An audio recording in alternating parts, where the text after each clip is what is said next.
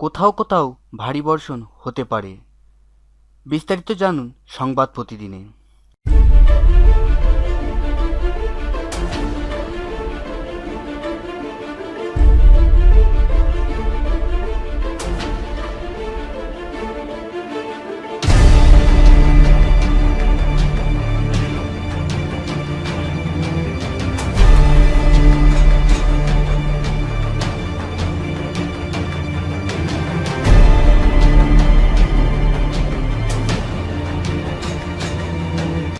মৌসুমি বায়ু সক্রিয় থাকায় আগামী 24 ঘন্টায় দেশের কোথাও কোথাও মাঝারি থেকে ভারী বর্ষণ হতে পারে এবং পরবর্তী 72 ঘন্টায় আবহাওয়া সামান্য পরিবর্তন হতে পারে।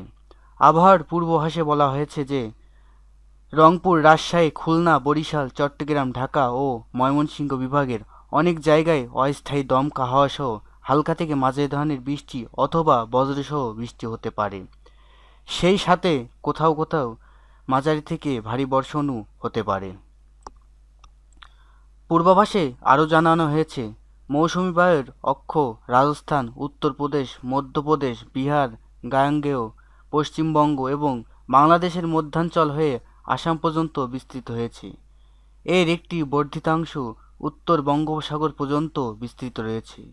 মৌসুমি বায়ু বাংলাদেশের উপর সক্রিয় এবং উত্তর বঙ্গোপসাগরে মাঝের অবস্থায় বিরাজ করছে।